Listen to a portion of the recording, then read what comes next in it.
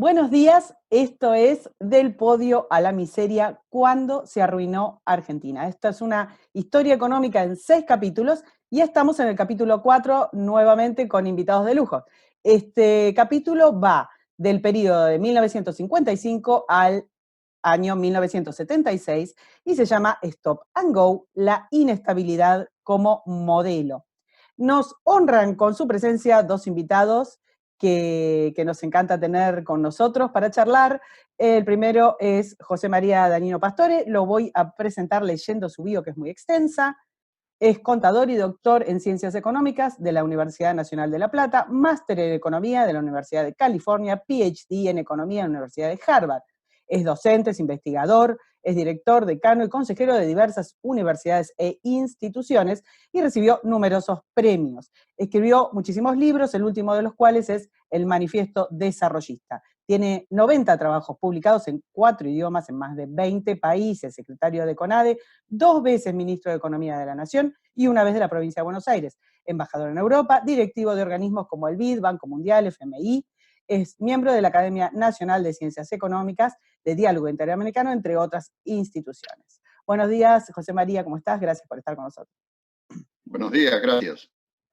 Y también está con nosotros Alfredo Gutiérrez Giro, que es licenciado y doctor en Economía, actualmente integra el Consejo Honorario de la Universidad Argentina de la Empresa, es profesor titular consulto de Política Económica Argentina, economista jefe del Departamento de Investigaciones Económicas de IAEF, es integrante del Instituto de Política Internacional de la Academia de Ciencias Morales y Políticas, consejero del Consejo Argentino para las Relaciones Internacionales y fue director general de Infraestructura, de Política de Ingresos, economista jefe del Banco de Italia, director del Centro de Economía Internacional del Ministerio de Relaciones Exteriores, consultor del Banco Internacional de Desarrollo, decano de la Facultad de Ciencias Económicas y director de la carrera de UADE. Hola Alfredo, buenos días, ¿cómo estás? Buenos días, Karina, gracias por la invitación. Y finalmente está con nosotros el alma de este ciclo, el que se le ocurrió dar esta batalla, que va a presentar el periodo. Buenos días, Ricardo, ¿cómo estás?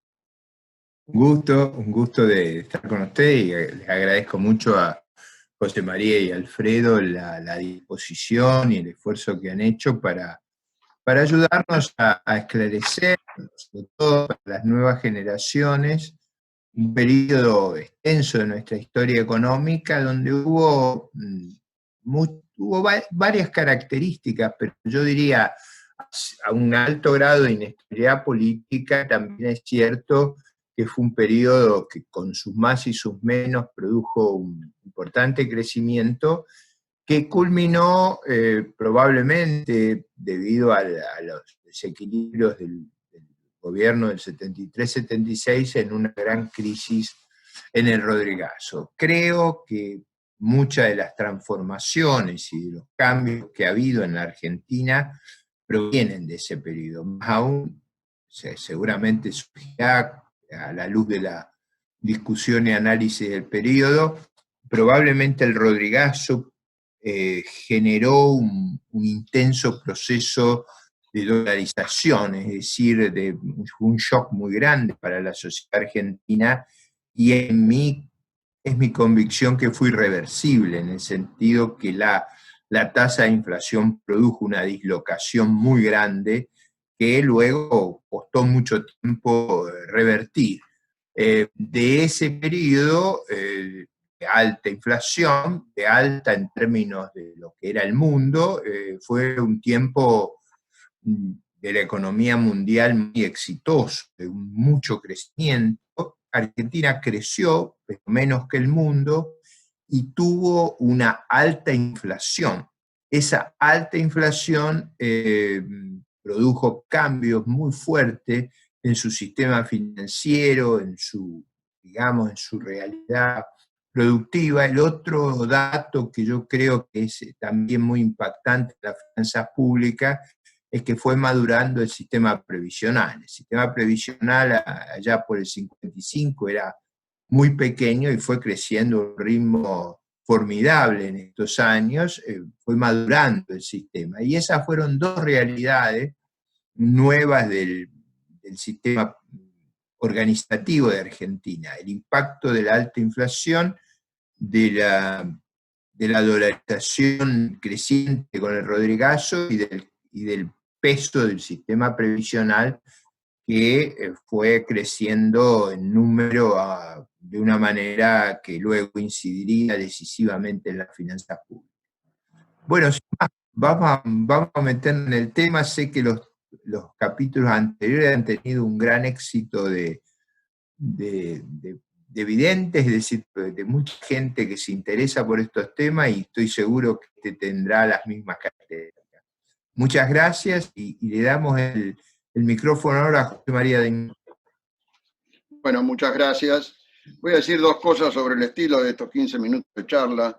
Primero, hay que iniciar con un chiste, como los americanos. Bueno, el chiste inicial es esto. Hoy en día se habla siempre de la pesadencia. El 55, evidentemente, arranca con una herencia de todo el periodo peronista, pero yo tengo cierta alergia a la palabra herencia, porque la provincia de Buenos Aires puso un impuesto del 15% a la herencia. Pero como sabemos los economistas que todo tiene costo y beneficio, la ventaja de esto es que me induce a seguir viviendo para evitar pagar este impuesto. Ese es el chiste inicial.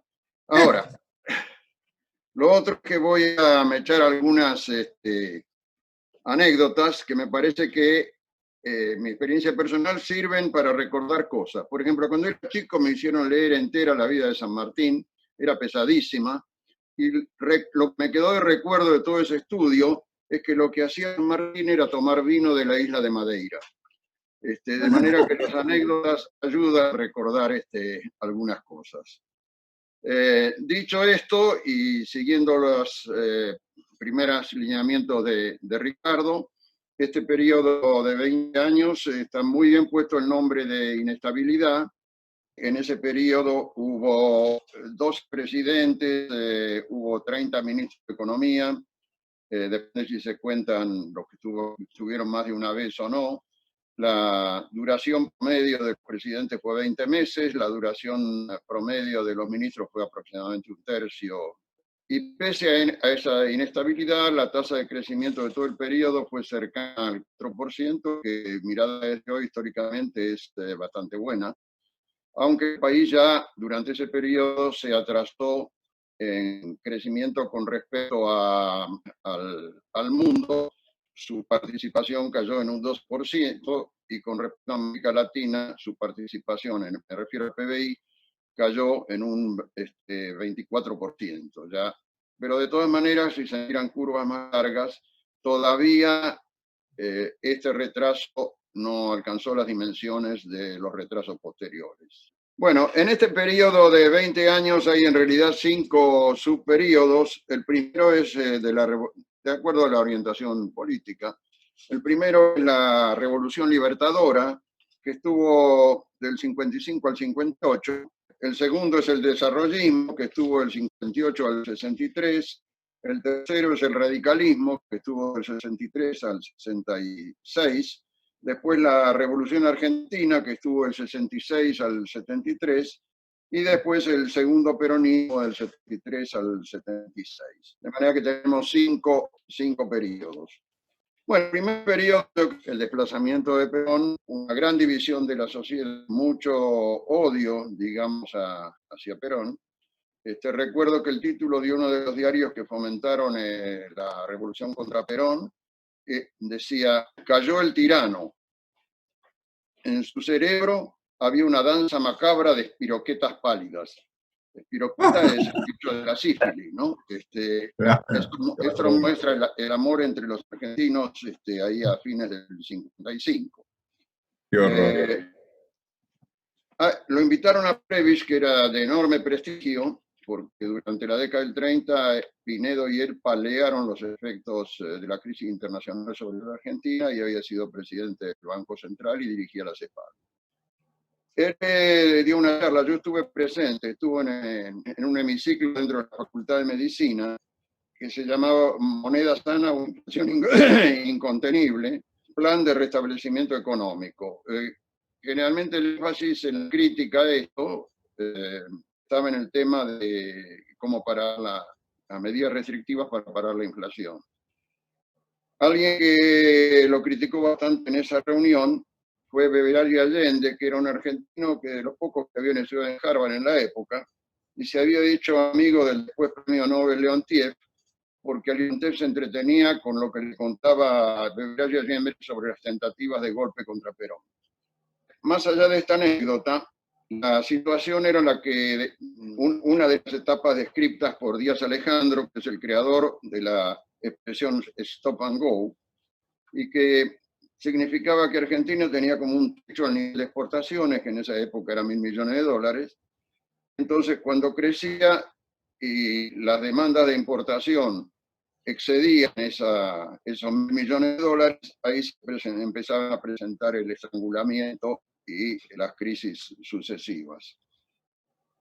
Señalaba en su informe Prebisch era que era necesario superar este estrangulamiento porque estaba afectando y había, para lograr mayores importaciones de materias primas y combustibles para seguir funcionando, de maquinarias y equipos para crecer, y la retrasada infraestructura en energía y transporte. O sea, toda la base productiva se había deteriorado por problemas de límites de importación y había que resolver entonces ese estrangulamiento.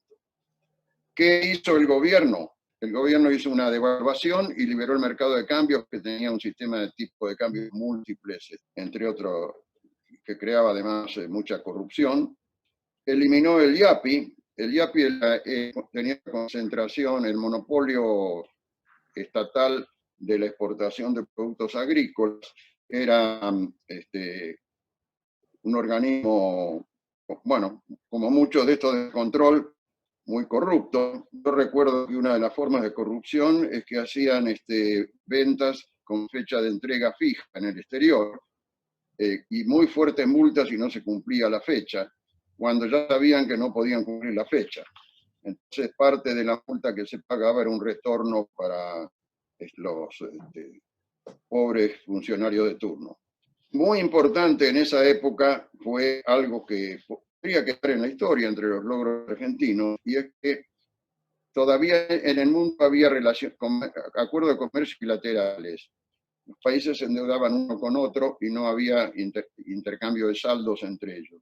El mundo fue entrando al multilateralismo y Argentina también, pero tenía un montón de deudas de estos convenios bilaterales, y entonces hubo que después fue ministro, Roberto Berrié, que hizo una gestión con un compañero de estudios del exterior que tenía un alto cargo en Francia, para reunir a los acreedores y hacer la consolidación de las deudas argentinas y un futuro acuerdo multilateral. Eso fue el comienzo de lo que se llama hoy Club de París. De manera que el Club de París es una semi-invento argentino logrado por Roberto Berrié. De todas maneras, los términos de intercambio jugaron en contra. La presión por aumento de sueldo se hizo sentir sobre la inflación, y se avanzó en la desregulación y desintervención del Estado, de lo cual lo más importante lo hizo Krieger-Bacena al salir de un sistema que había por el cual los bancos recibían depósitos por cuenta del Estado, y en cambio volvió a un sistema bancario tradicional. En lo político, el principio de la revolución, bueno, el general Lonardi, en el ejército había dos líneas, una línea más nacionalista, una línea más liberal. Empezó siendo Lonardi, que en Sisen Extremo estaba en la línea nacionalista, pero después, en parte por influencia de la Marina, fue desplazado y quedó el general Aramburu, que un hombre muy prudente, de línea liberal, y condujo una cierta política de equilibrio, aun cuando tuvo un episodio que después le costó la vida, que fue que hubo un conato de revolución que terminó con el fusilamiento del general Valle y Tanco. Y eso, bueno, tuvo lamentables consecuencias muchos años después. La segunda subetapa dentro de esta es el desarrollismo. El problema político que quedó con el desplazamiento de Perón era la masa de votos peronistas que le planteaba a todos los gobiernos cuando querían ir a una elección que si permitían que el peronismo se presentara, ganaba la elección. Y eso estaba, digamos, como prohibido. Y si el peronismo no se presentaba, esa masa de votos podía volcarse hacia uno u otro candidato y definir quién ganaba y tener influencia en el gobierno posterior. Este era el dilema que se enfrentaba cada vez que había elecciones y quienes las organizaban tenían la idea de que no hubiera un retorno del justicialismo. Entonces, ¿qué pasó? La idea de que el radicalismo podía ganar se quebró cuando se dividió el radicalismo y Frondizi se separó, teniendo un acuerdo con el peronismo para que lo apoyara.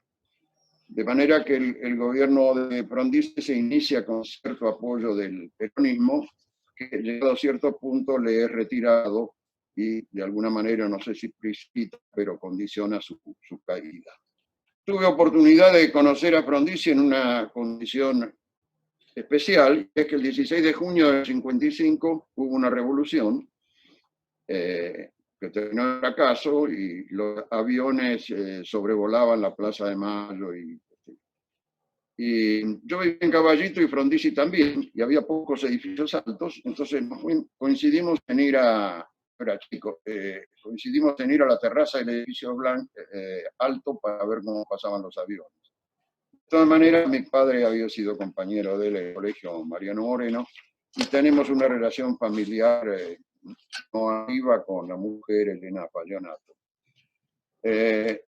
Bueno, cuando empezó Frondizi había una crisis externa y entonces lo primero que se hizo fue suspender las importaciones, había ese peligro de cesación de pagos, entonces hubo que recurrir a un segundo crédito del Fondo Monetario, lo cual implicó un plan de estabilización de 2 años. La parte de esta estabilización del gobierno de Frondizi la hizo el ingeniero Alzugaray, y por otro lado, hubo alguna, probablemente por esta relación entre Frondizi y parte del peronismo, se reorganizó la CGT y hubo un gran aumento de sueldos que provocó la inflación que después posteriormente tuvo que terminar de corregir Alzogaray. Frondizi fue un presidente muy valiente. Cuando asumió, vio claro que su responsabilidad ya no era de un partido político, sino del país, y tuvo que hacer unos quiebres muy fuertes con compromisos políticos previos a la asunción a la presidencia, que estaban en un programa del partido que se llamaba Programa de Avellaneda. Frondizi había escrito un libro, Política y Petróleo, donde estaba a favor del monopolio estatal y nacional de la producción, y tuvo que dar marcha atrás en un quiebre muy, muy fuerte, que lo enfrentó con gente amiga. Yo tenía un puesto menor en la presidencia y mi jefe se llamaba Mackler y dependía de Grancelli Chá, mano derecha de Frigerio, que a su vez era el mentor económico de Frondizi. Y una vez lo acompañé a una exposición en una asociación de ingenieros donde explicaba el porqué de este cambio petrolero. Bueno, terminó y enseguida lo increparon diciendo, gente que había sido amigo de él en la política universitaria, diciendo que era un traidor, etc. La subieron de palabras y de golpe se levanta alguien del público y le da una trompada a Macri, que era boxeador, pero no alcanzó a defenderse, y salió saltando por encima de los... El que le dio la trompada era Greenspan, que después fue ministro de Economía, el primer ministro de Economía de Alfonsín, y muestra la animosidad sobre el tema petrolero que había en esa época. El otro gran quiebre que hizo con respecto a su tradición fue instituir la educación libre universitaria, en la cual casi tuvo un quiebre con un hermano, con su propio hermano Ricieri. Bueno, el desarrollismo se concentró en superar el estrangulamiento externo.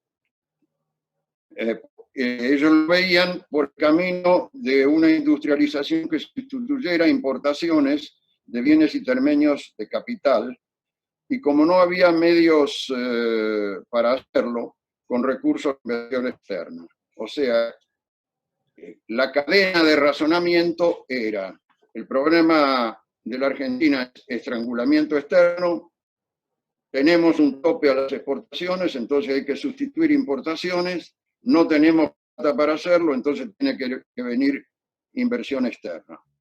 Y para atraer esa inversión externa en un país que ya se lo veía como rico, pero ya con algunos problemas políticos, se decidió dar buenas ventajas para que hubiera altas rentas en algunos sectores, como los que venían para el petróleo y la automotriz principalmente. Hubo también tentativas en otros sectores básicos, como el carbón, que fracasó, y la siderurgia, que en parte fracasó, y se buscó, sobre todo con la industria automotriz. La industria automotriz junto con la construcción son los que tienen más abonamientos en una matriz de insumo-producto. De manera que se usaron esas dos. La industria automotriz tuvo una consecuencia, no sé si planeada, pero secundaria muy importante, resultante de este abonamiento, y es que dio un salto de calidad en todo el resto de la industria electromecánica de la Argentina, porque los jefes de compra de la industria automotriz establecieron estándares electromecánicos superiores a lo que estaba acostumbrado la industria electromecánica local. Se logró bajar el déficit público subiendo impuestos y reduciendo empleados, y se hicieron algunas privatizaciones, como la CAP, que era una empresa pública que se ocupaba de las carnes y que era deficitaria. Después de todo este ajuste hubo una recuperación resultante de la política petrolera, automotriz, etc. Pero duró poco, duró en el 80-81. Después empezó a verse la inestabilidad política de Frondizi, con una derrota que provocó en la provincia de Buenos Aires, que provocó la intervención. Y ya cuando se acercaban las elecciones, hubo una fuga de capitales, y finalmente en el año 62 cayó el acuerdo con el Fondo Monetario, que había ayudado a superar al principio el tema del estrangulamiento externo. Desde el punto de vista político, esto me contó el general Osiris Villegas, que era ministro del Interior de Guido después que completó el periodo de Frondizi, que el problema era que no volviera en peronismo, y entonces enfrentaba lo que expliqué antes: el peronismo ganaba si se lo dejaba, o era árbitro si se lo prohibía. Y la política fue indefinición. Hasta el último día de la elección no quedó claro si se permitía o no que alguno de los partidos peronistas se presentaran. Entonces eso quedó fraccionado. Resultó Ilia presidente con un porcentaje de votos que creo que no llegaba al 25%. Con Ilia tengo una anécdota personal. Era joven, Klein, padre, que había sido miembro del grupo de Pinedo y Previs, que hicieron una muy buena gestión de la década del 30, me conocía y hizo que Ilia me recibiera. Entonces yo vi que pasaban con un librito antes de recibir cada persona a Ilia. Y hablé con Ilia y me encontró muy joven, me dijo que me habló de ferrocarriles. Yo de ferrocarriles no sabía mucho. Y bueno, después no pasó nada. Me enteré, el librito que le llevaban a Ilia antes de recibir a cada persona se llamaba ¿Quién es quién? El que figuraba en el ¿Quién es quién? Era mi padre, no era yo. Entonces me estuvo hablando como un ingeniero de conocimientos ferroviarios y no a un joven economista. Bueno, lo que hizo el radicalismo fue como heredó una situación de baja actividad, aumentó el gasto para reactivar, tuvo buena suerte con los precios agrícolas y con las condiciones climáticas, pero de todas maneras no pudo evitar que con el tiempo aumentara la deuda externa y volver a control de importaciones. La producción agrícola, hay que mencionar, también fue apoyada por una muy buena gestión de un ministro de Agricultura que se llamaba Kugler y que había sido el fundador e impulsor del INTA. Aumentó un poco la intervención estatal, el radicalismo no siempre fue totalmente orientado hacia la actividad privada, y una muestra fue la anulación de los contratos petroleros que tuvo altos costos posteriores. En los últimos, fue ganando influencia, sin ser ministro de Economía, en los últimos tiempos del radicalismo, el ingeniero Carranza, que fue, si no el primero, manejó el Consejo Nacional de Desarrollo de Oro, que reunió un muy buen grupo de gente trabajando ahí, y fue una primera tarea de ordenamiento, sobre todo en el área de las inversiones públicas. Ahí se hicieron prioridades de inversión pública que tuvieron importancia. Mirado a la luz, por lo menos en mi opinión, y aunque participé después en cargos en la Revolución Argentina, esta revolución contra Ilia no tenía mucho justificativo. Ilia era un hombre prudente, obviamente no era una luz en la acción, pero esa prudente tenía su valor. Yo recuerdo que una vez fue un grupo empresario para apurarlo a que tomara una decisión. Él los escuchó con atención y después le dijo, ven este cajón, bueno, acá tengo un montón de expedientes. A mí me los traen. Después de un mes casi todos fueron ya resueltos sin que yo hiciera nada. Eso indicaba su forma de carácter y también su sabiduría en cierto modo.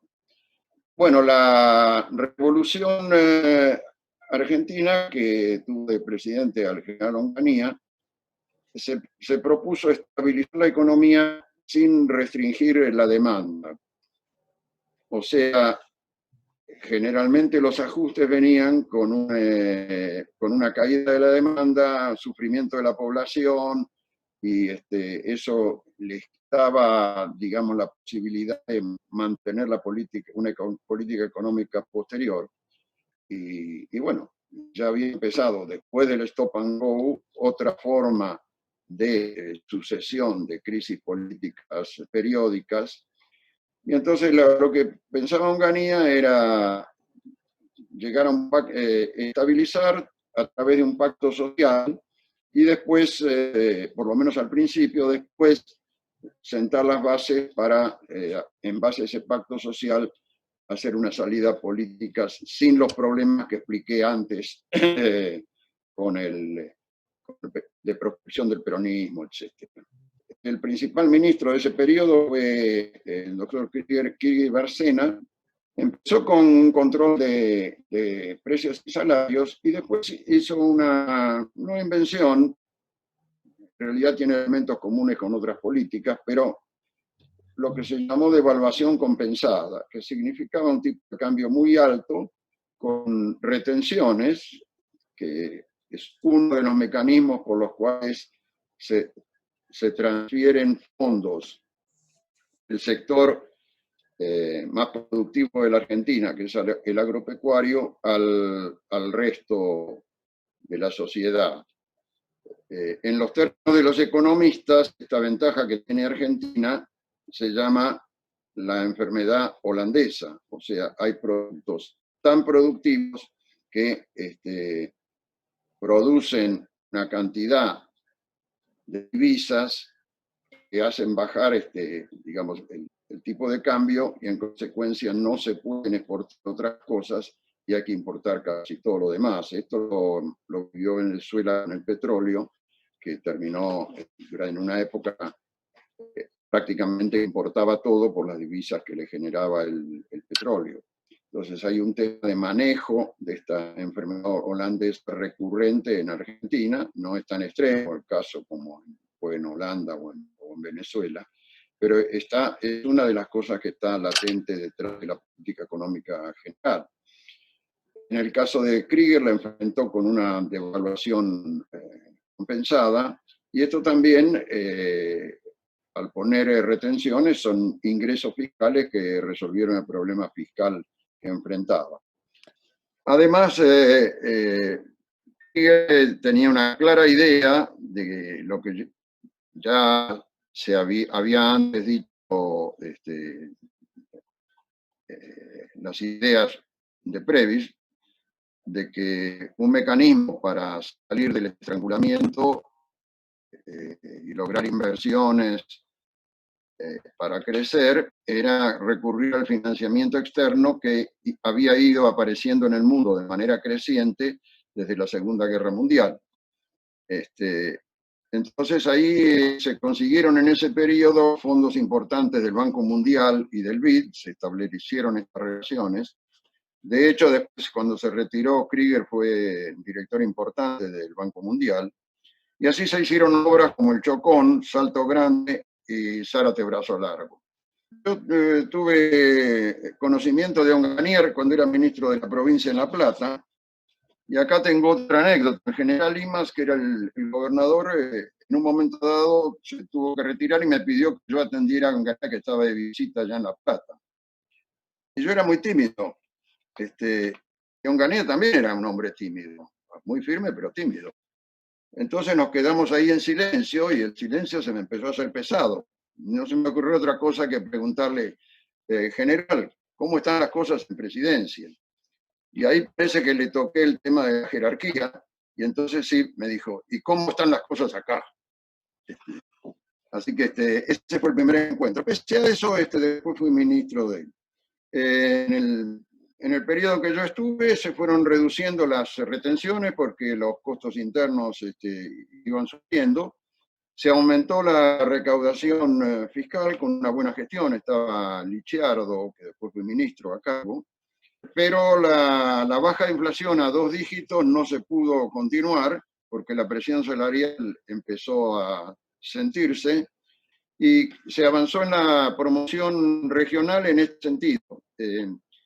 La planificación usual y de CONADE es una planificación por sectores. Pero cuando uno tomaba la idea de zonas de desarrollo, lo que hace falta para desarrollar una zona es tener infraestructura completa. Entonces, la planificación sectorial había llevado a que en muchos lugares había, por ejemplo, electricidad, pero no había buena agua o no llegaba el gas. Entonces, lo que se hizo fue agregar una visión geográfica al planeamiento sectorial. A partir de ahí aparecieron la posibilidad de nuevos centros de desarrollo. Terminó la Revolución Argentina con una gradual entrega después del desplazamiento de Onganía, y se produjo la llegada del segundo peronismo, ahora sí ya con un problema interno dentro del peronismo,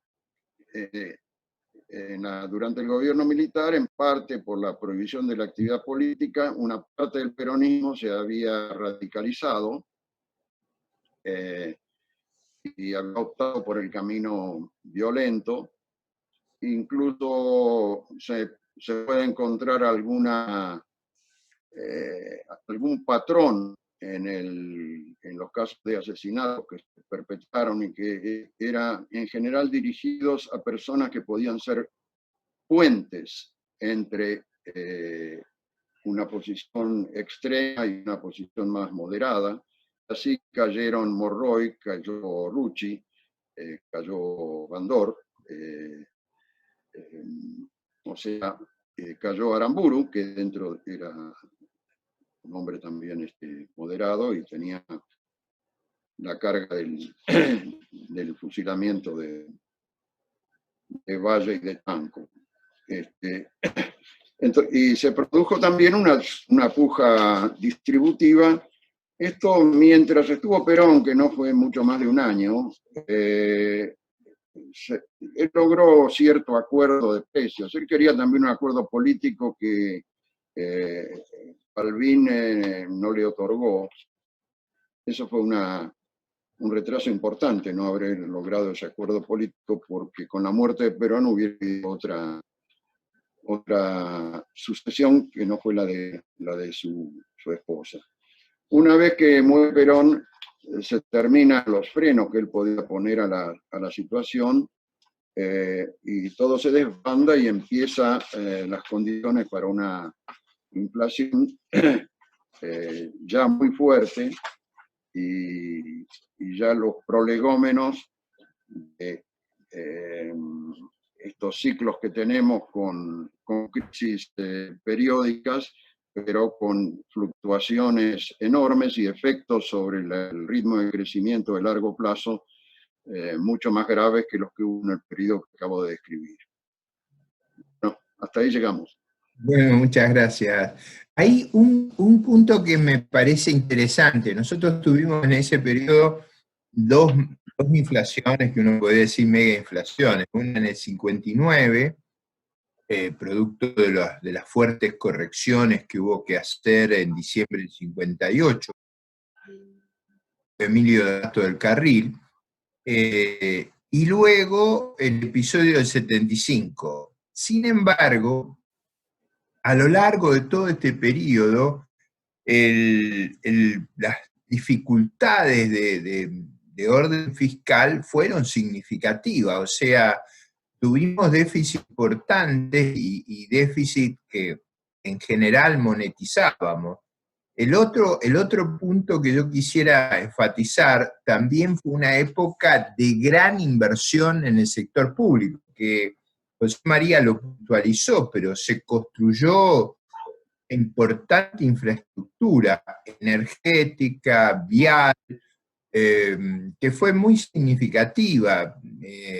Creo yo que ese esfuerzo de recuperación energética y vial casi fue decisivo para poder sostener ese ritmo de crecimiento, que visto desde hoy era un ritmo de crecimiento significativo, importante. Yo me acuerdo que uno de los temas de discusión en la década del 60 era que crecíamos cerca del 5%, y había gente que decía, ¿por qué no crecemos al 8%? Bueno, la pregunta que siempre estaba era de dónde sacábamos el ahorro para financiar los niveles de inversión que requeríamos, y probablemente ese ahorro no estaba disponible por dos razones: por la debilidad del mercado de capitales y del sistema financiero, con todas estas distorsiones que causaba la inflación, pero también por el desahorro que generaba el déficit público, que consumía una gran parte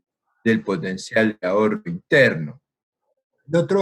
El otro punto que me gustaría enfatizar, que las presidencias tanto de Frondizi como de Ilía tuvieron un impacto transformador, yo diría muy fuerte, en la apertura de nuevas industrias y mejora de los estándares de producción y tecnológicos que hizo énfasis José María, y también probablemente producto de la mejora en infraestructura, un salto en la productividad del sector agropecuario, que comenzó a ser un factor decisivo en ese crecimiento de exportaciones que liberó la restricción. O sea, es cierto que hubo buen clima y hubo buenos precios, o sea, hubo varias circunstancias, pero hubo también un comienzo de modernización de nuestro sector agrícola que se había estancado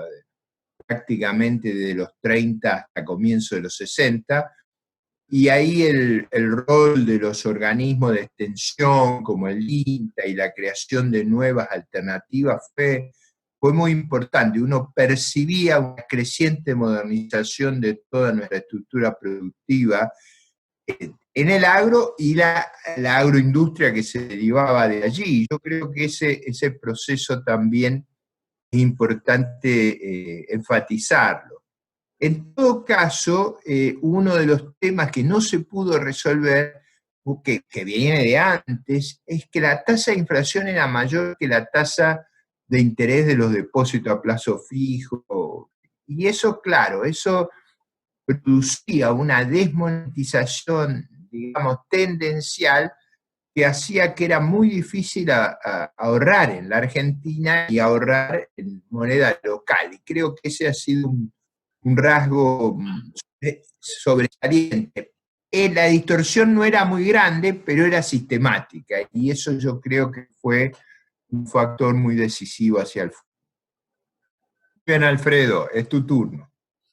Bueno, gracias, Ricardo. Empezamos entonces. Básicamente el primer balance, que son los números, coincidimos obviamente, porque son datos objetivos, con José María en lo que es la volatilidad de las condiciones. La característica es la misma que hacía José María respecto a la volatilidad medida a través de la rotación de los presidentes, el número de presidentes, 11 presidentes en el periodo de como lo cuente. Hay algunos, yo no conté, por ejemplo, el periodo que el presidente de la Cámara de Diputados, Lastiri, estuvo a cargo de la presidencia en el año 73, y 31 ministros de Economía, y ahí no conté algunos funcionarios que en determinado momento estuvieron a cargo del despacho del Ministerio de Economía, otros ministros, en la transición de un ministro a otro, ¿no es cierto?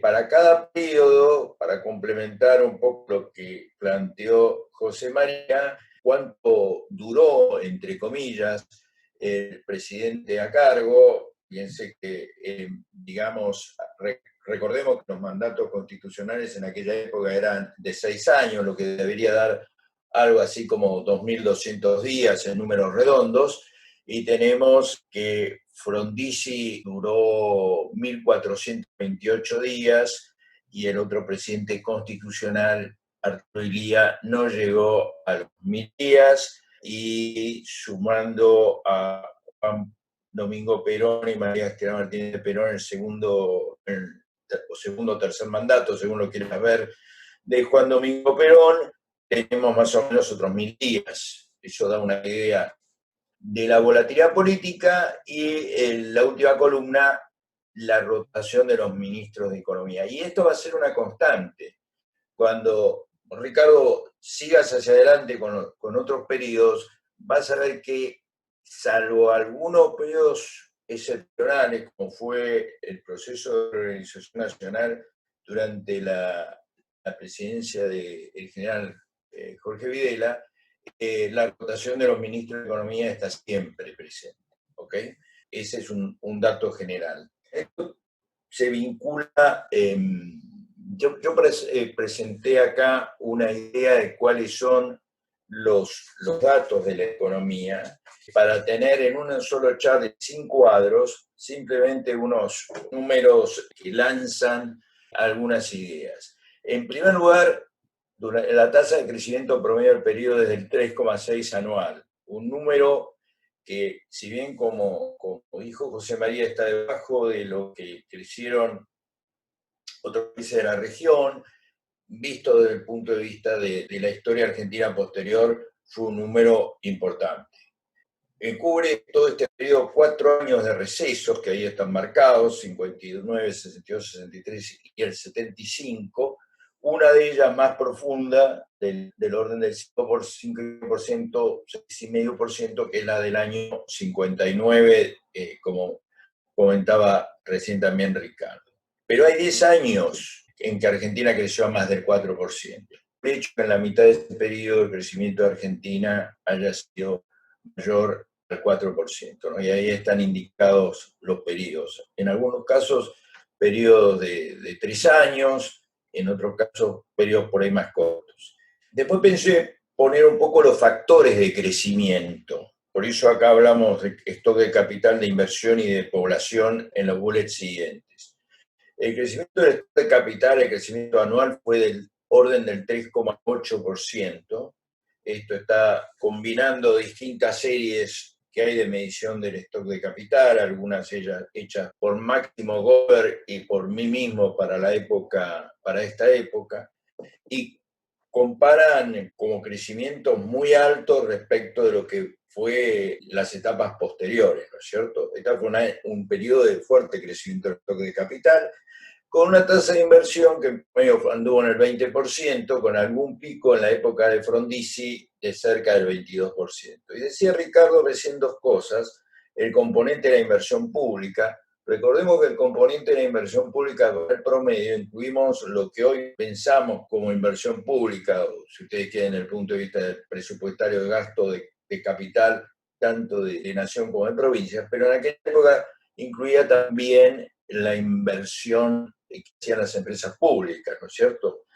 Yo diría que de esos 20 puntos, alrededor de 7 puntos fácilmente correspondían a la inversión pública, si uno mira el periodo en su conjunto.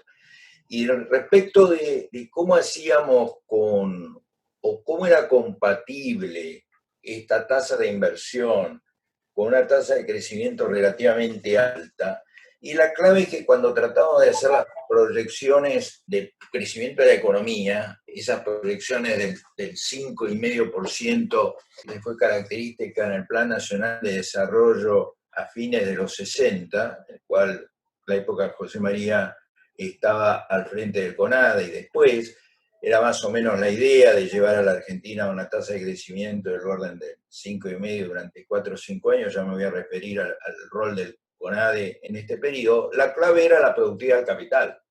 Éramos muy, entre comillas, exigentes en la productividad del capital. Subíamos la productividad del capital en nuestras proyecciones, por lo tanto, digamos, la relación incremental capital-producto de alguna manera bajaba, y esa era la clave para permitir lograr altas tasas de crecimiento con tasas de inversión que hoy dirían que para la historia argentina son altas, en clave internacional comparada son relativamente modestas, cuando hoy vemos países de la región, pandemia mediante, tasas de inversión del 25-26% del producto. Segundo punto es el factor productivo mano de obra. La población en Argentina crecía al 1,6% anual, y está el salto de cuánto pasó de 19 a 26 millones en el periodo, con una característica que por eso puse el dato de cuánto crecía la población en la provincia de Buenos Aires: 2,7% anual, un punto arriba del crecimiento de la población total, que si saco el total la provincia de Buenos Aires, seguramente la relación me daría que la población de la provincia de Buenos Aires crecía al doble que la población del país. Esto permite entender mejor el peso político que va adquiriendo la provincia de Buenos Aires y cómo va cambiando o cómo cambia el tablero de los pesos políticos, ¿no es cierto? Yo creo que acá está la clave, y esto es consistente con la última parte del proceso de sustitución de importaciones, al que me voy a referir enseguida. El empleo crece al 1%, la tasa de desocupación promedio del periodo 6%. Yo acá quiero hacer una aclaración importante metodológica, y es que INDEC ha ido agregando a través del tiempo aglomerados urbanos que son medidos en la tasa de desocupación. Como algunos de las personas que vean este video por ahí sabrán, hoy estamos midiendo 31 aglomerados urbanos a lo largo y ancho del país. Cuando se empezó a medir la tasa de desocupación en el 63, si no me falla la memoria, empezamos por la capital federal, el Gran Buenos Aires, y algún otro aglomerado urbano más, no más. Entonces, como el comportamiento del mercado de trabajo, básicamente la tasa de actividad es muy diferente en Cava, en aquella época la capital federal, los partidos que rodean la capital federal y el resto del país, eso es determinante, puede influir en la evolución de la tasa de desocupación media a lo largo del tiempo. Por eso esto uno tiene que mirarlo como un dato simplemente indicador. Pero bueno, ahí está, tasa de desocupación del 6% promedio del periodo, con un crecimiento anual del empleo del orden del 1,2%. La tasa de inflación rondaba el 40% como promedio del periodo, con algunos picos, 2 picos, que son los que mencionaste vos, Ricardo, en el 59, 102% y en el 75, 335%, y esta es la inflación medida diciembre entre puntas. Pero a mí me parece que el dato importante es que solo en 5 años la tasa de inflación es menor del 20%. Varios de esos años corresponden al periodo de Krieger-Bacena, como mencionábamos antes, como decía José María. O sea, en realidad es una tasa de inflación elevada que tiene su origen en el punto siguiente, en el déficit fiscal de 4,5% del producto como promedio del periodo, con el pico del 75 de 12-13%, y eso lo que está implicando la caída en la monetización, sobre todo medida en términos de M1 del producto, que va a caer de 25 a 15% entre las puntas que estamos mirando. O sea, como que la inflación obviamente va corroyendo las funciones que tiene el dinero y en consecuencia los agentes económicos reaccionan y empezamos ese periodo de gradual caída de los niveles de monetización. El 15% de 1975 corresponde a promedio anual. O sea, si yo tomo los resultados en la última parte del 75, una vez que los agentes económicos empezaron a absorber el impacto del Rodrigazo, de ese salto de inflación del 300 y pico %, seguramente el nivel de M1 PBI es mucho, mucho más bajo.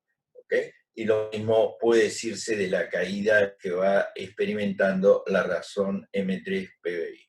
El punto que yo quiero hacer sobre esta distinción importante tanto en materia de empleo y de cómo lo medíamos, como en términos inflacionarios y sobre el dinero, un dato que sugerí en la intervención de José María y que ahora vuelvo a subrayar, es la fuerte aceleración de velocidad del dinero. O sea, la gente se empezó a desprender más rápido del dinero argentino, fue aprendiendo a lo largo de este periodo.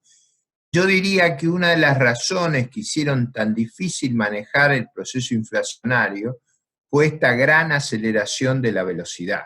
O sea, de 40% del PBI cuando baja a niveles ya muy, muy bajos, la velocidad se volvió casi un Frankenstein que no controlábamos, y mi recuerdo, siendo funcionario del servicio civil en el Ministerio de Economía en el 75, principio del 76, la aceleración de la velocidad de circulación era estremecedora, o sea, como la desesperación para deshacerse de la moneda local y las tasas de cambio, es decir, el tipo de cambio era extravagante a fines del 75, principio del 76, o sea, para dar una idea, sería como si ahora el tipo de cambio estuviera a 250, 300 pesos. O sea, estoy tratando de hacer ver un problema que se fue desatando en la velocidad de circulación, en la fuga de la moneda,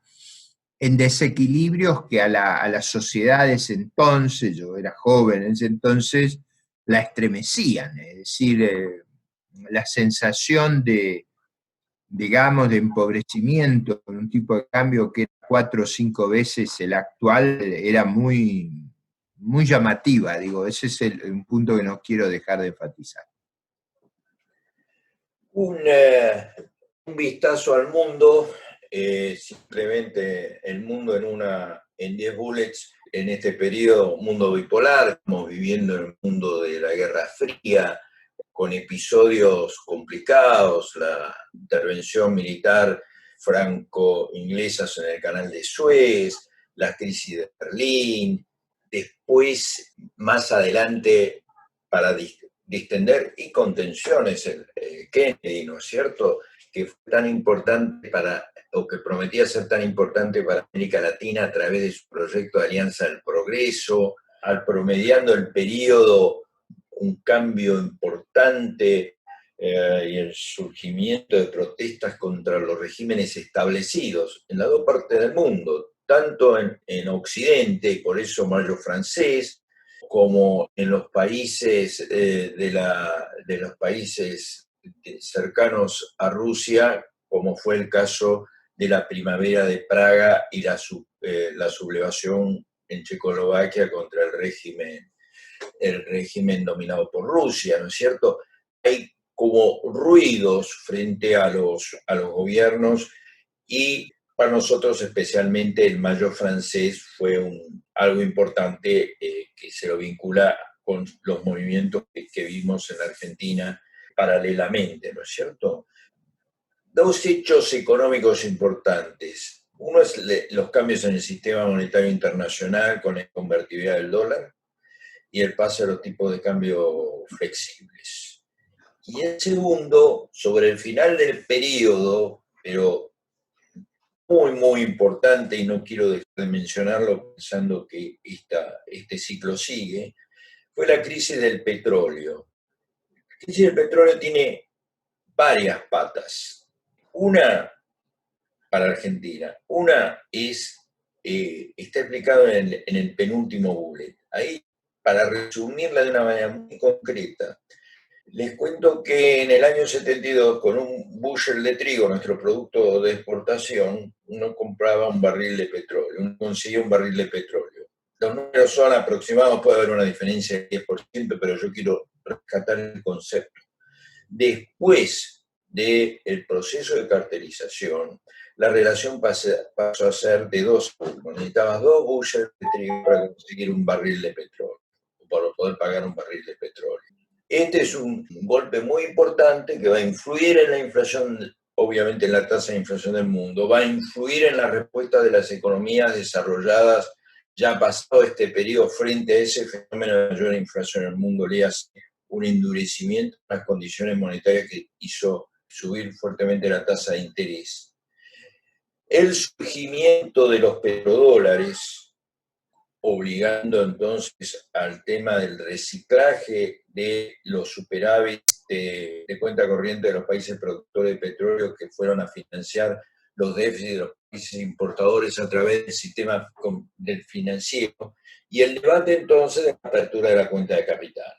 Los movimientos de capital que habían estado más o menos dormidos, entre comillas, empezaron a cobrar importancia simplemente porque se armó una gran burbuja, o si ustedes quieren en términos menos académicos, una gran pelota de fondos internacionales que empezaron a dar vueltas en el mundo y buscaban canales. Entonces, en la profesión se va a debatir el tema de la apertura de la cuenta de capital más temprano que tarde, sobre el final de este periodo, ¿no es cierto?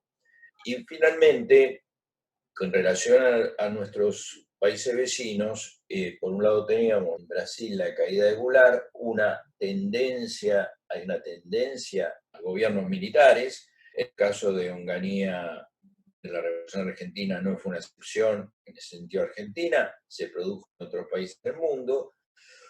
Y Argentina mantenía una relación de tensión con los vecinos por cuestiones limítrofes que tienen que ver con algo que enseguida les voy a mostrar en la siguiente transparencia, donde vamos a ver algunos tópicos políticos muy generales. Una digresión acá que no quiero dejar de hacer. Después del shock petrolero y la alta inflación que hubo a escala mundial, eso produjo para un país como Argentina, que estaba endeudado a tasas relativamente bajas, un alivio muy grande en la deuda. Es decir, la deuda pasó a ser un problema menor porque parte de esa deuda se licuó por la inflación internacional. Recordemos que en dólares casi pasamos a tener 2 dígitos de inflación, hubo 2 dígitos de inflación en el yen japonés, la libra esterlina. Creo que esa inflación internacional también le permitió a América Latina en general postergar durante un tiempo los límites que tenía en su crecimiento y su inserción en el mundo, que hacia finales de la década del 70, cuando cambian las políticas monetarias a nivel global, siguiendo a Volcker, nos produjera las crisis de los 80. Pero enfatizo que esta década del 70, con el cambio de la regla del dólar, cuando abandonan la paridad con el oro y comienza la flotación de los tipos de cambio y el dólar se devalúa enormemente respecto al oro, generó una circunstancia muy, muy diferente a la que habíamos vivido antes, que explica la sensación de margen de acción que hubo a la primera mitad de los 70, yo diría hasta casi el final, que no la tuvimos antes. Si quiero simplemente dejar esa nota de la inflación internacional, que luego, cuando se revierte en la década del 80, nosotros no estábamos preparados y pasamos por el parabrisas, ¿no? Como buena parte de América Latina. Cuando vino el frenazo, no podíamos adaptar nuestras políticas fiscales, externas y monetarias a esa nueva realidad. Pero una digresión nada más. Yo quería hacer también una digresión sobre el tema de comercio exterior, que durante este periodo tuvo cambios estructurales significativos. Con la constitución de las distintas entidades que después culminaron en la Unión Europea, Argentina exportaba más del 60% del total a Europa, y eso fue bajando hasta quedar por debajo del 30%. Al mismo tiempo hubo las primeras pasos hacia cierta integración comercial en América del Sur, lo cual cambió un poco la composición sectorial de las exportaciones, aumentando las de industria con destino fundamentalmente Brasil, y además hubo una diversificación de los destinos geográficos de las exportaciones. Como José María ha hecho un hilado muy cuidadoso de los periodos, yo voy a más bien tocar algunos tópicos dentro de los periodos que me han parecido importantes, empezando por lo político y después pasando a lo económico, ¿no? Algo que caracterizó estos 20 años es una omnipresencia de Perón durante todo el periodo. Sea como jefe real del peronismo y dueño de votos, presente en lo que se llamó el Acuerdo Frigero-Perón, que fue el acuerdo que permitió un trasvasamiento de votos peronistas hasta donde eso es posible a Frondizi para las elecciones donde Frondizi le ganó al candidato del radicalismo del pueblo. Como jefe de la resistencia, a través de delegados en la Argentina, que más o menos fueron rotando, Jerónimo Remolino hasta Daniel Paladino, con alguna escala en algún otro, como candidato en las sombras, hasta como candidato explícito en las elecciones de 73, en las segundas elecciones.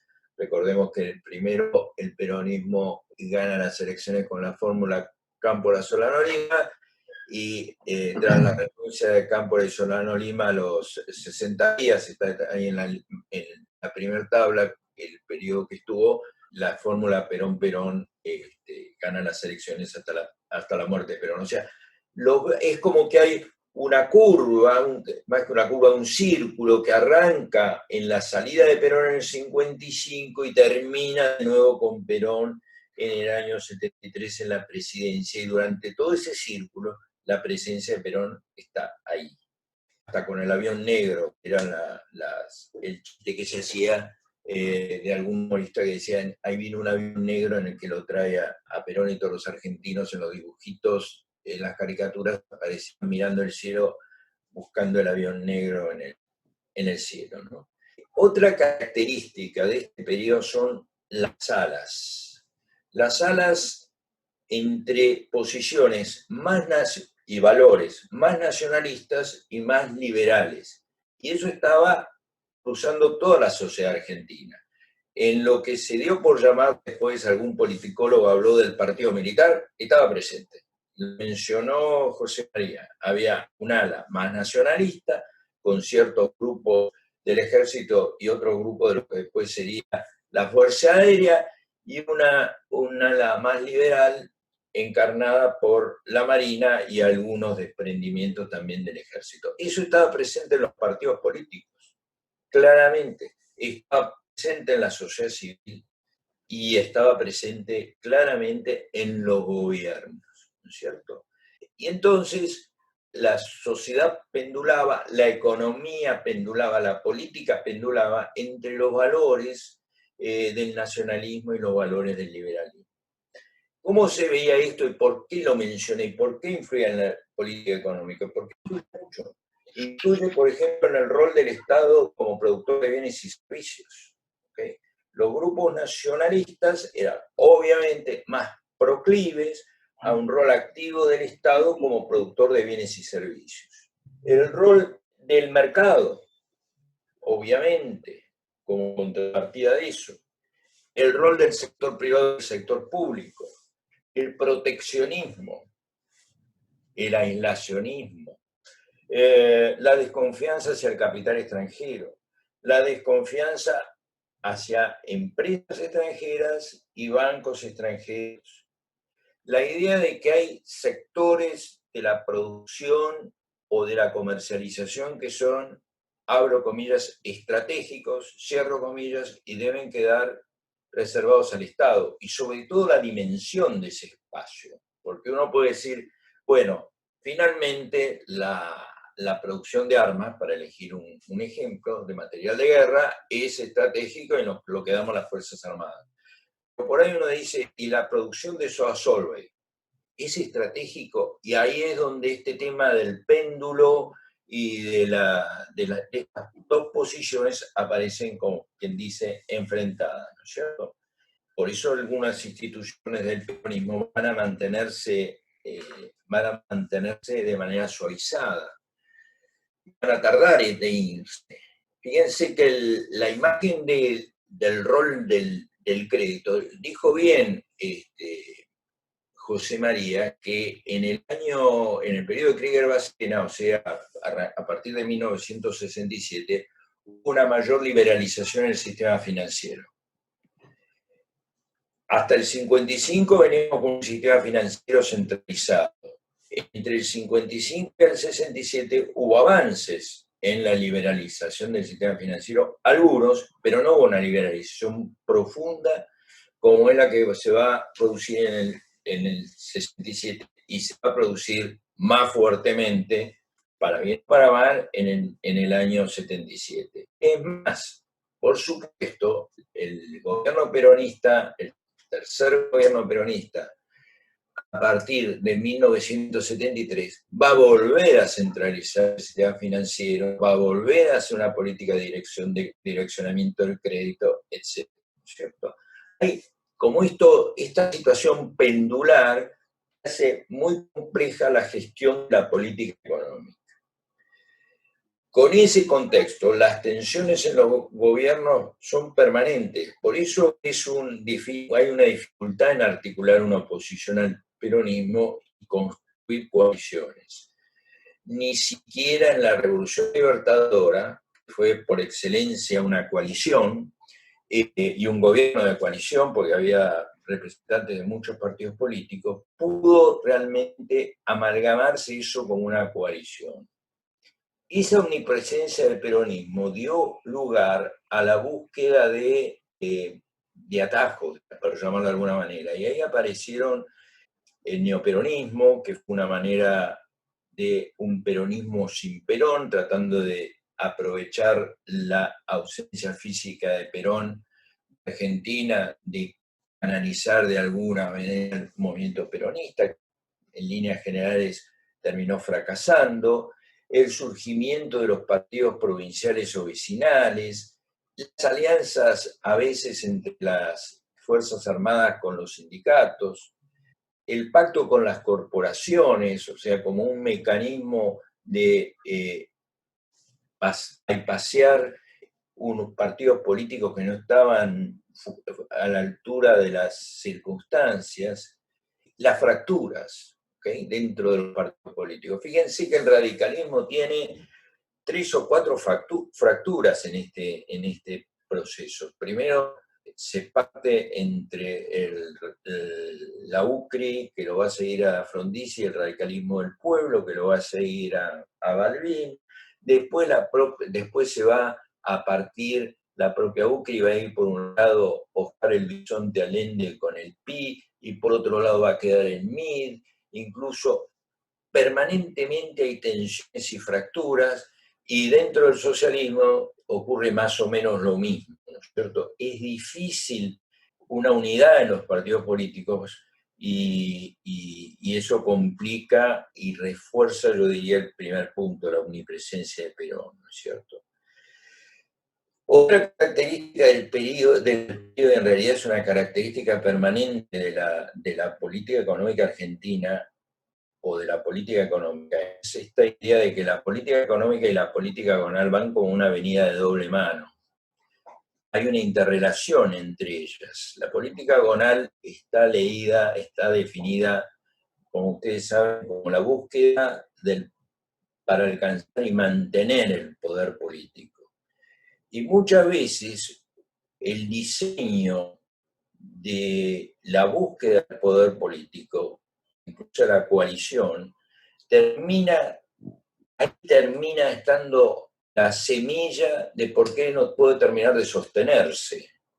Porque hay una consistencia entre las ideas de los que están aliados en la coalición para lograr el poder político. No hay una consistencia tal que cuando hay que ejecutar, realizar, llevar adelante el programa político-económico, eso sea sustentable. Y ahí aparecen las divisiones y ahí volvemos para atrás. Pierde sustentabilidad y volvemos para atrás. Las dos se condicionan, y la verdad que no hemos sabido los argentinos hacer que de alguna manera calcen bien. Otra característica genética de este tipo es que en varios momentos, así como hemos tenido periodos de poder personal en el Ministerio de Economía concentrado, y de nuevo Krieger-Bacena es un buen ejemplo, ha habido largos periodos en el cual el poder ha estado dividido. O sea, Krieger-Bacena fue un caso del poder concentrado, José Bergelbar en el gobierno peronista del 73 fue otro caso que hubo concentración de poder.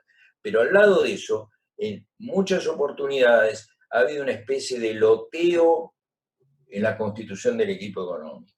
Loteo que ha tenido distintos orígenes. A veces ha buscado, como en la época de Lanusse, dar representatividad a los distintos sectores de la economía. Entonces uno busca un ministro de Agricultura de la sociedad rural, uno busca un ministro de Industria representativo de la UBA, de lo que fuere, con lo cual uno incorpora, intenta fortalecer obviamente el equipo económico, pero trae ese nivel de conflictividad al centro del debate de la economía. O bien, más interesado, reparto el equipo económico según la necesidad del gobierno, entonces a la fracción A le doy este ministerio, a la fracción B le doy aquella otra, a la fracción C le doy otra, y es un gran lío el manejo de la economía, porque el ministro de Economía tiene que gestionar una política económica rodeado por ahí de secretarios que no le responden 100% porque tienen distintos mandantes políticos a los que termina referenciándose. Y eso se ha visto tanto en gobiernos civiles y democráticos como en gobiernos militares, el mismo tipo de proceso. La segunda característica de esta relación entre política y política económica que siempre me ha atrapado, y en este periodo se da, es eso que el ministro de Economía fuerte del periodo no suele ser el primero. Es como que hay un proceso de aprendizaje. Si uno mira la historia argentina, claramente, en este ejemplo está el bueno de Salimey, previo a Krieger Bacén, ministro de Economía, que Salimey fue el primer ministro de Economía de Onganía, después vendría Krieger Bacena, pero hay montones de ejemplos. En otros periodos, seguramente vos, Ricardo, vas a escuchar el caso de Greenspoon presidiendo a Surruil, para nombrar otro ejemplo, o los varios ministros de Economía que precedieron a Cavallo antes que Cavallo llegara en el 91 bajo la presidencia de Menem. O sea, por eso yo hablo de trapecio, es como una etapa ascendente hasta que llegás y encontrás al ministro de Economía que encaja justo con el diseño del programa que va a llevar la política económica, que va a sellar el periodo del tiempo.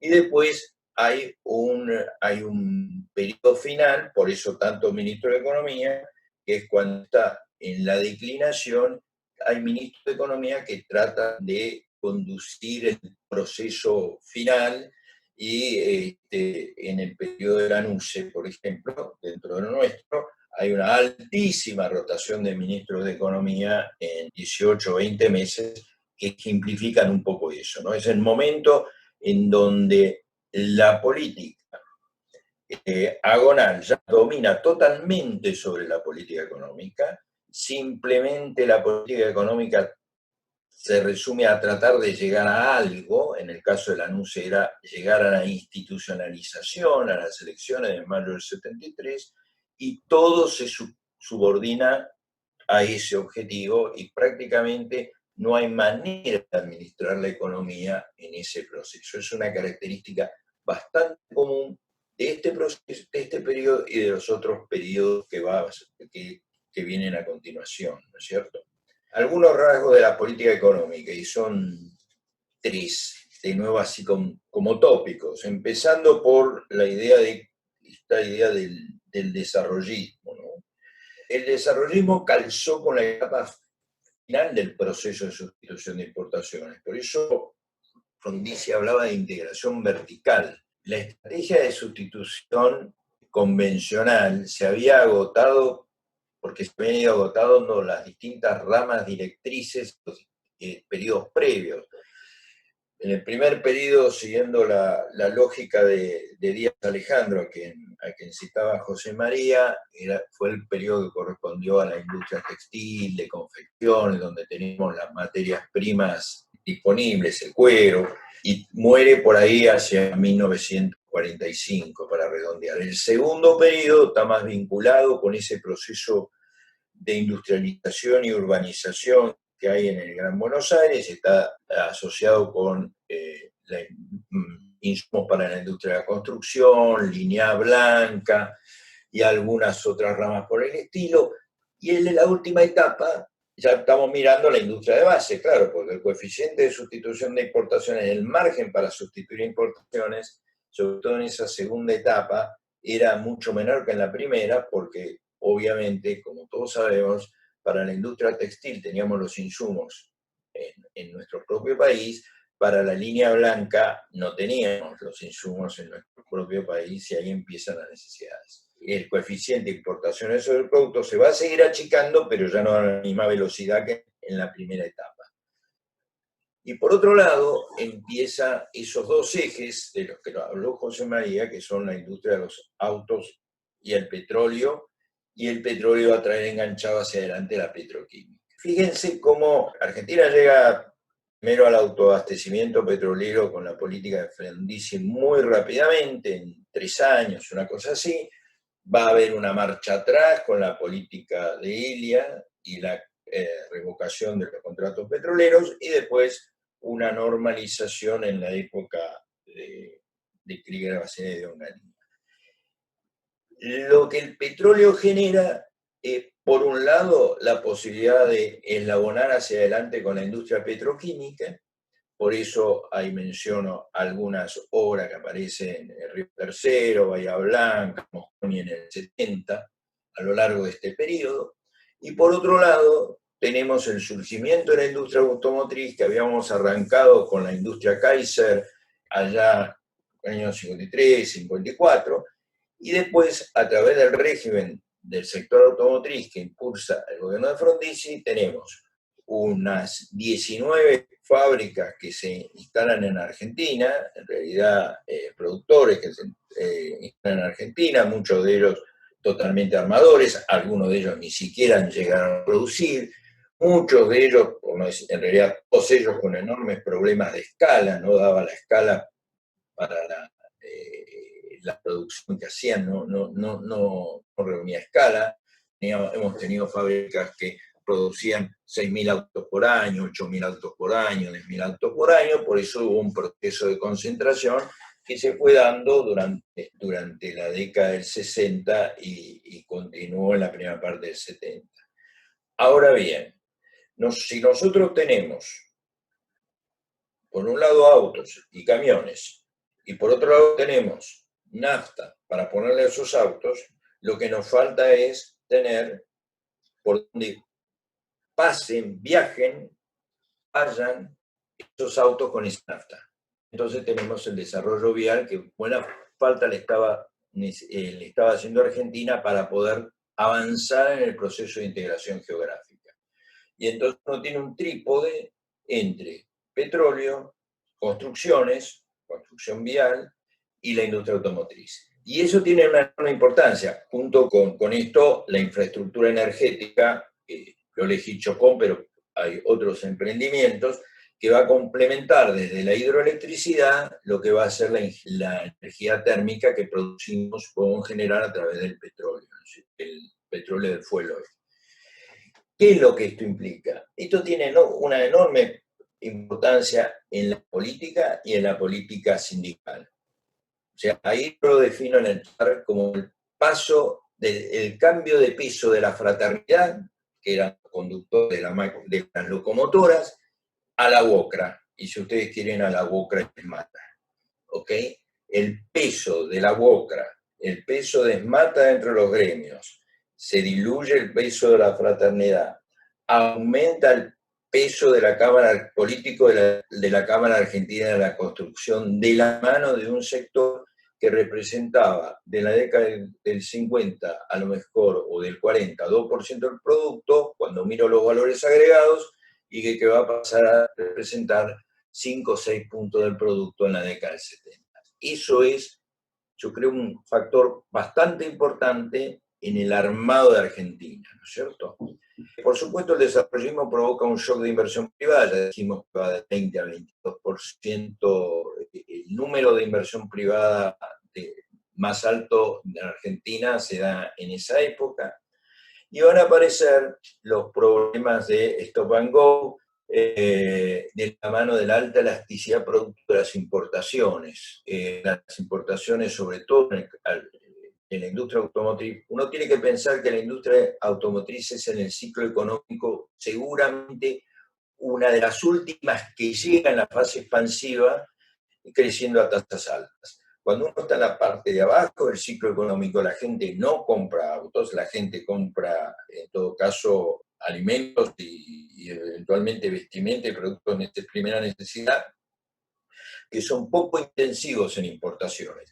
Cuando el ciclo económico se va expandiendo hacia una taxonomía del ciclo, en la parte más alta del ciclo, la economía se transforma en una máquina de absorber importaciones, porque la industria automotriz y en general industrias con alta elasticidad e ingreso, ellas mismas son muy intensivas en importaciones. Entonces eso termina de complicar la restricción externa de Argentina. En la mitad de los años, la déficit de cuenta corriente fue más del 10% de las importaciones, ¿ok?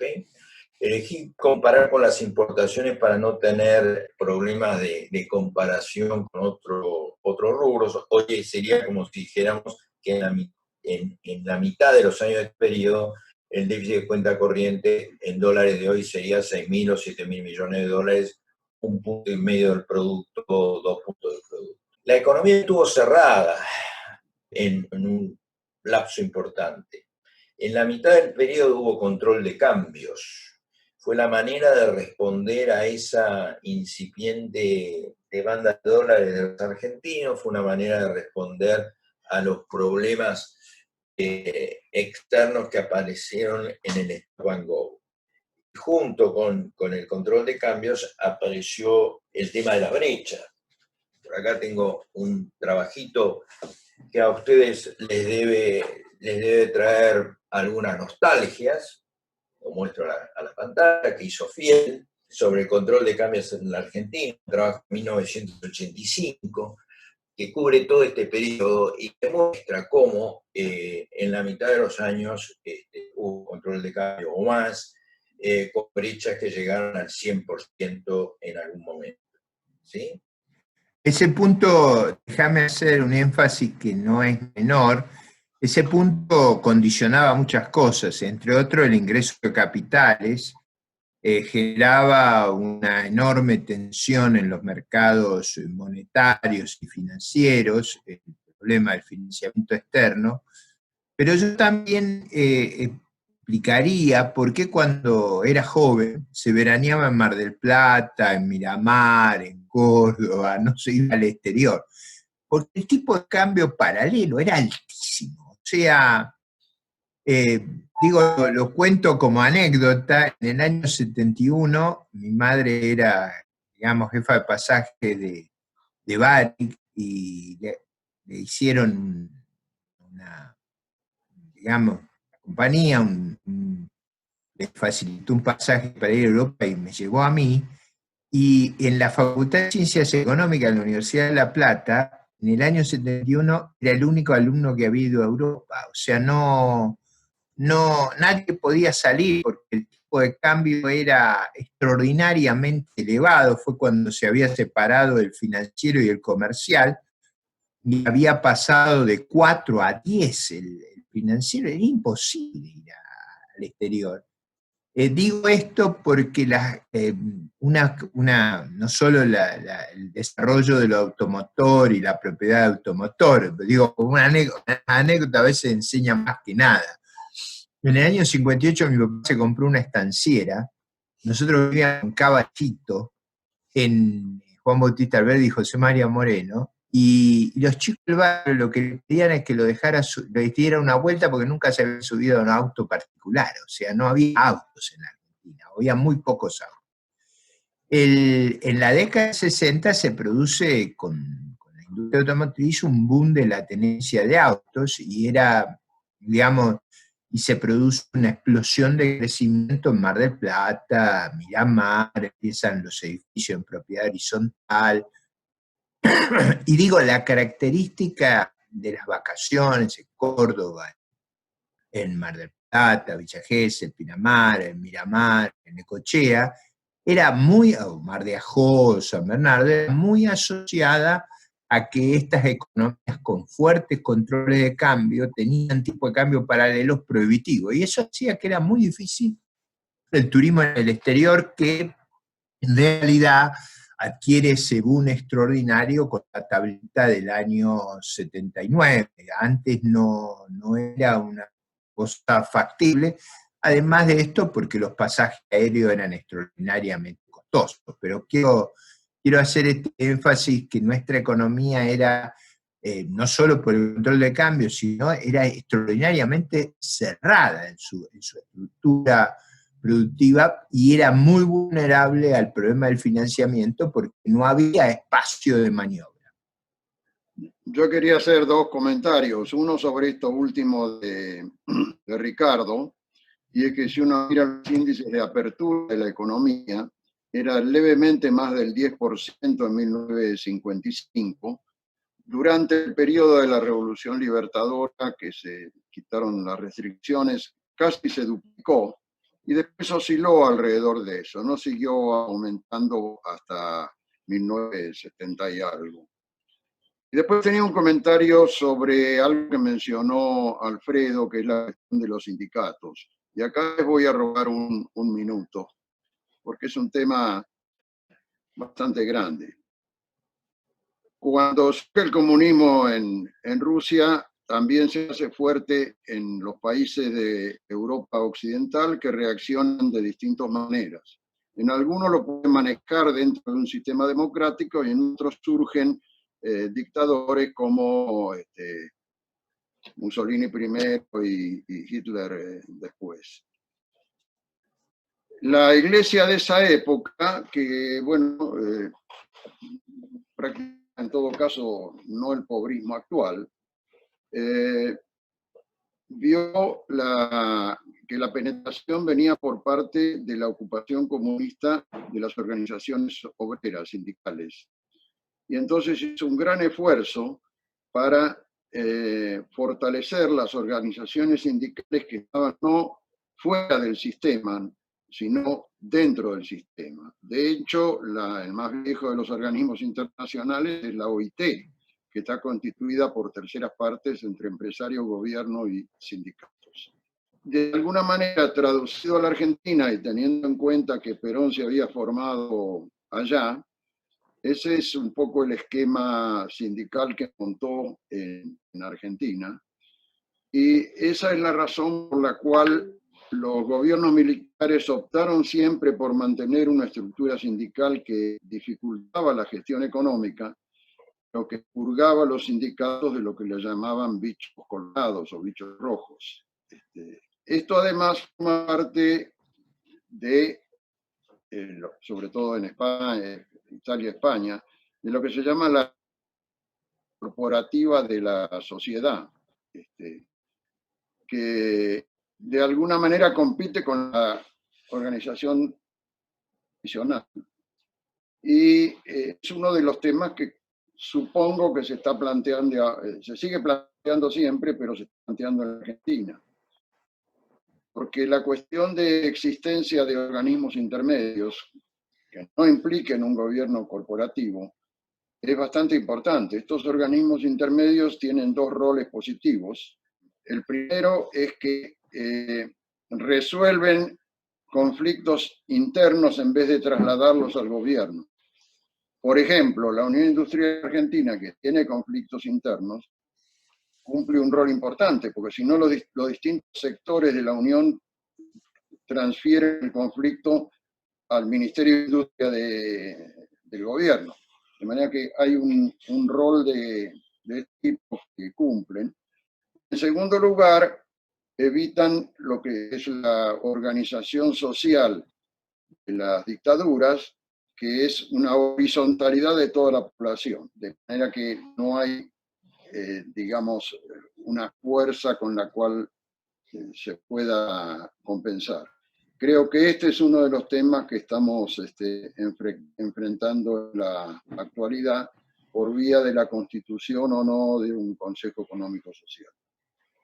Vinculado con lo cambiario, efectivamente, Ricardo, en el año 74-75 la brecha llegó al 100%, según los datos que publicó Fiel en este librito. En el 71-72, cuando vos hacías referencia, el número promedio del periodo era 40%, debió haber habido un pico de 50% también.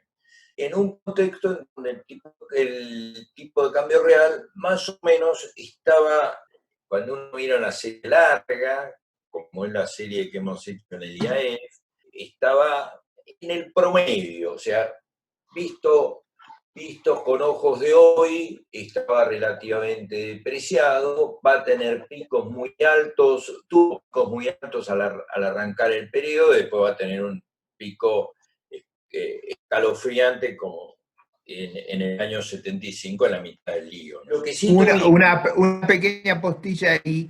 56-57 tuvimos tipo de cambio extraordinariamente alto por la referencia que hacía José María a que teníamos vencimiento de la deuda comercial que no podíamos afrontar, y el tipo de cambio se fue a niveles extraordinarios en 56-57, y se fue a niveles extraordinarios en el año 75. Muchas veces no se tiene conciencia, pero para tener una idea del tipo de cambio a precios de hoy, del tipo de cambio del 75, estaríamos hablando de 560, 600 pesos de hoy. O sea, ojo que era una cosa impactante, digamos, la estampida del tipo de cambio. La del 56-57 fue muy grande porque el proceso de descapitalización y falta de reservas era extremo, y Y ahí siempre yo recuerdo un comentario que el gobierno militar del 55-58 puso las retenciones y el argumento fue para financiar la política social. Siempre el mismo argumento, pero el verdadero, el que tiene la propiedad intelectual, la marca en el orillo, el gobierno del 55-58 que puso las retenciones para financiar la política social después de liberar los tipos de cambio que habían estado terriblemente reprimidos durante el gobierno del Y de hecho, el tipo de cambio real del diciembre del 75, Ricardo, en la serie nuestra, sería 3 veces el tipo de cambio actual. 3 veces, para ponerlo en perspectiva. Lo cierto es que en estos 20 años, y no voy a hacer puntualizar uno por uno, tuvimos todos los experimentos cambiarios habidos y por haber, y eso también forma parte de la lógica de la volatilidad y de la inestabilidad con que hemos titulado este espacio y este periodo, ¿no es cierto? Controles de cambio, desdoblamiento de mercado de cambios, en comercial y financiero, comercial, financiero y turista, mezclas, lo que nuestro amigo Juan Carlos de Pablo ha llamado el laberinto cambiario, donde se hacían mezclas entre el comercial y financiero para determinados productos, para mejorar el tipo de cambio efectivo de alguno de ellos y alentar las exportaciones o castigar determinadas importaciones. Y de tipo de cambio único y fijo.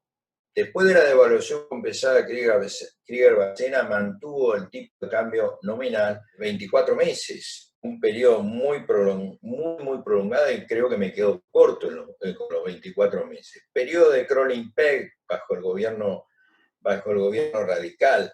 Todo eso matizado con un uso intensivo, ahí cuando el zapato de la restricción de divisas apretaba, con un uso intensivo de restricciones no arancelarias a las importaciones, listas de importaciones permitidas y no permitidas, depósito previo antes de hacer la importación para agregar un costo financiero al proceso y desalentar la importación.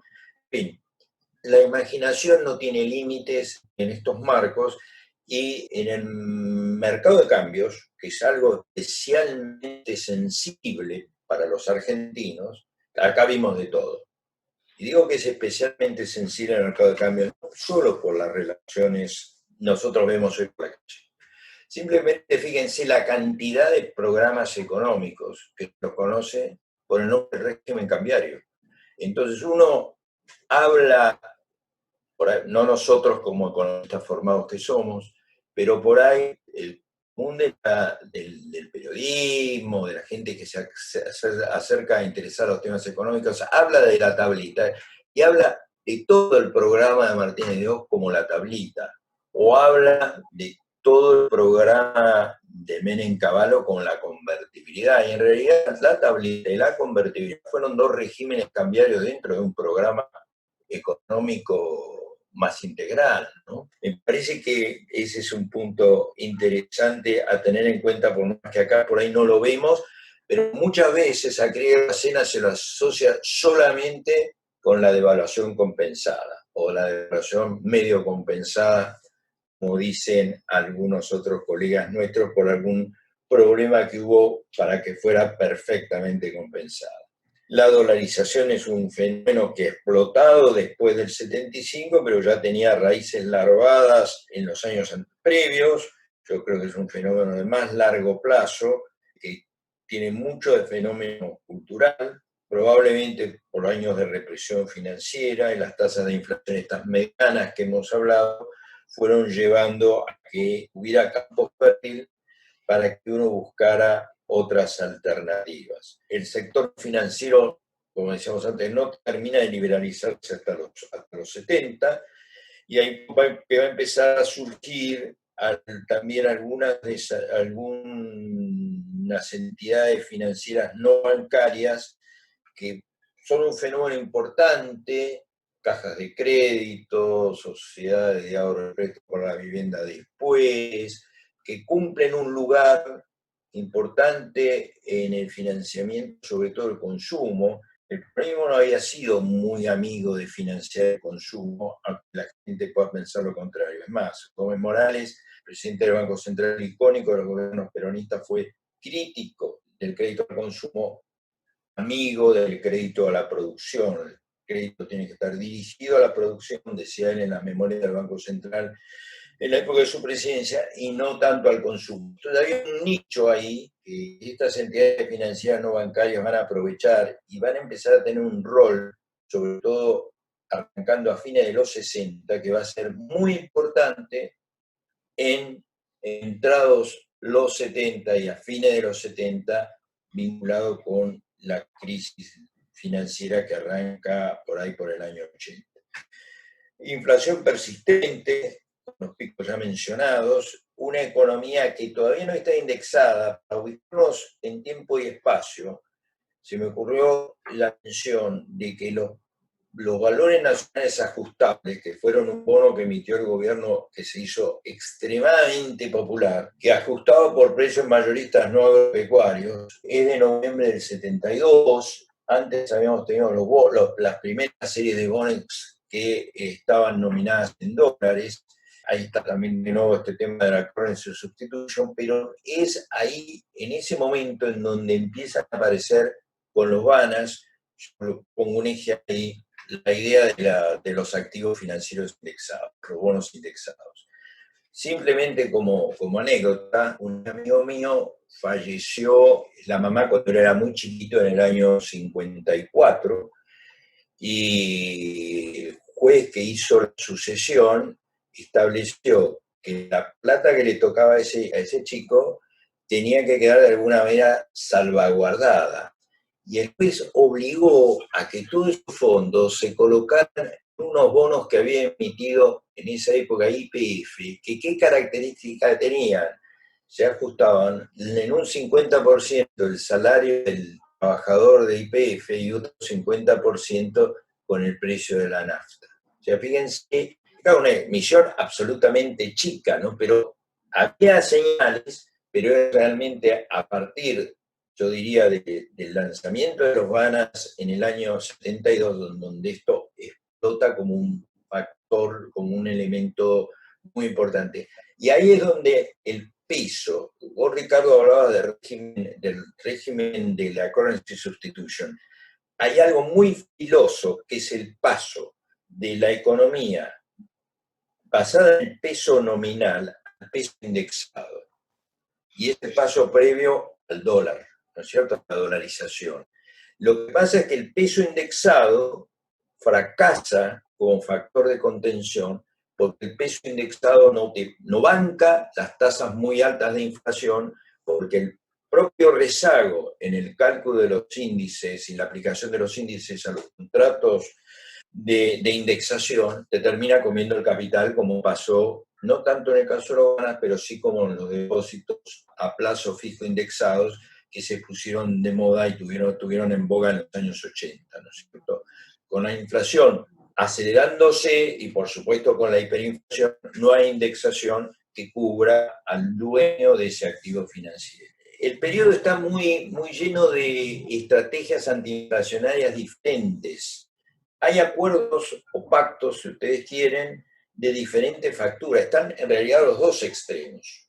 Uno tiene el acuerdo de caballeros que convoca Krieger-Bacena en marzo del 67, al cual van las empresas a hacer un acuerdo con las autoridades económicas, al cual se suscriben 1.500 empresas inicialmente, como 3.000 empresas a título individual, y tienen, pero que sí es un acuerdo voluntario de caballeros, con sweeteners, incentivos, etcétera, etcétera, y tenemos por otro lado el pacto social como una cuestión mucho más coercitiva, un acuerdo de cúpulas, CGT, CGE, por representación empresarial y Estado, ¿ok? Dos cuestiones totalmente diferentes. Pero en el medio tuvimos de todo. En el programa de Krieger-Bacena se daban muchas condiciones para que de alguna manera fuera, entre comillas, lo más exitoso posible de todas esas experiencias, ¿no?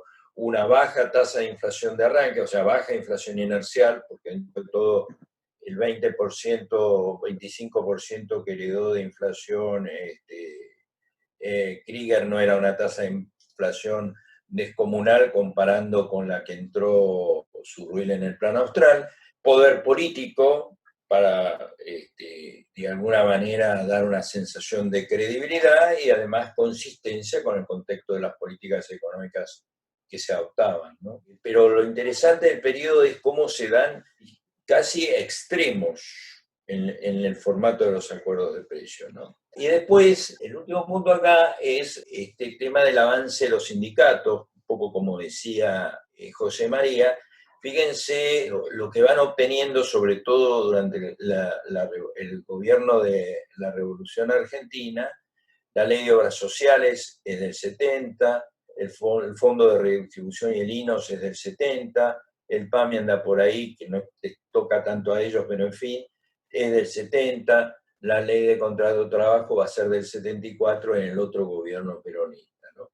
En honor a la verdad, cuando aparece el tema de las obras sociales, hay es un momento de un gran avance del sector privado sobre la medicina pública, ¿no es cierto? Si ustedes hacen un raconto de cuando aparecen las prepagas en Argentina y retiro en medio lo que serían los hospitales de colectividad, tipo el italiano, el siro-libanés, el español, etc. Pero las prepagas típicas, tales como las conocemos hoy, y algunas de ellas sobreviven hoy, son más o menos del año 67, 68, por ahí, ¿no? 66. Entonces hay todo como un avance, hay una moda, y bueno, yo creo que los sindicatos vieron la oportunidad y dijeron, si hay prepaga, porque no nos podemos encargar nosotros de la salud. Y ahí estuvo el hueco, el nicho, y ahí apareció la Ley de Obras Sociales, que es la que está ahí mencionada, ¿no es cierto?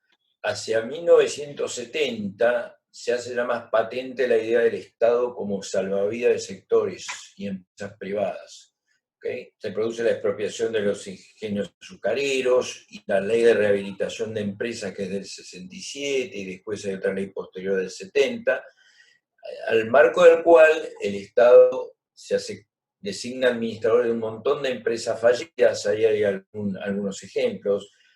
Siam Ditela, que había tenido un auge espectacular con los automóviles, acuérdense ustedes, los taxis Ditela que fabricaba Siam Ditela. Llave, que no es la Ginebra, sino es la industria, la textil, fabricante de alpargatas. Gilera por las motos, Swift el frigorífico, Cantábrica metalúrgica, Papelera del Norte. Hay de todo tipo de sectores, empresas en donde se produce, digamos, es hecho que el Estado de alguna manera, entre comillas, se mete en la empresa, es algo que va apareciendo en este periodo y se va a consolidar después. La relación con las provincias. Por supuesto, ha habido un comportamiento muy fluido de las relaciones de coparticipación, por eso no me quise meter cómo fue cambiando la distribución en la coparticipación primaria en relación de provincias. Me pareció importante para este periodo, porque marca los periodos futuros, es el surgimiento de las provincias. Fíjense, yo empecé con Chaco, La Pampa y Misiones, que entran dentro del periodo que nos toca.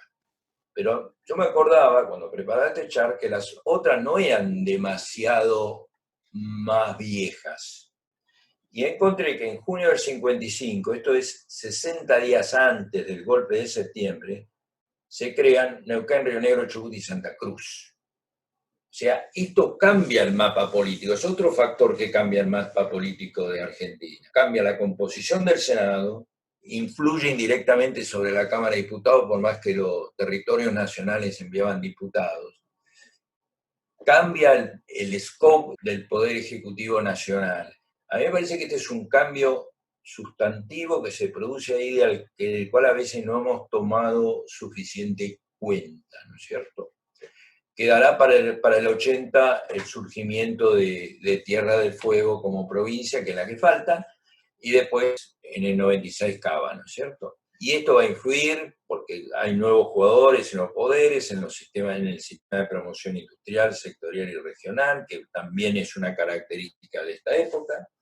Y los dos temas finales, y con eso cierro, uno es la política salarial. Obviamente es un péndulo en general. Con gobiernos militares se clausuran las negociaciones colectivas y la política salarial es vía decreto. Con gobiernos democráticos vuelven las convenciones colectivas y se negocia. En esta época aparece el salario mínimo vital y móvil, que es una ley del radicalismo del 64, y hay un intenso uso de los beneficios sociales entre 1967 y 1972. Fíjense, ahí encontré subsidio por nacimiento, por maternidad, por matrimonio, por familia numerosa, ayuda escolar primaria, etcétera, etcétera. ¿Okay? A los clásicos de mujer e hijos se agregaron todos estos subsidios que de alguna manera son antecedentes remotos de cosas que después hemos ido licuando a través de otro tipo de subsidios, ¿no es cierto? La participación de los asalariados en el producto obviamente tuvo un reacomodamiento después del 55, manteniéndose ahí en el orden del 43, 44%, hubo algún año también en el borde del 40%.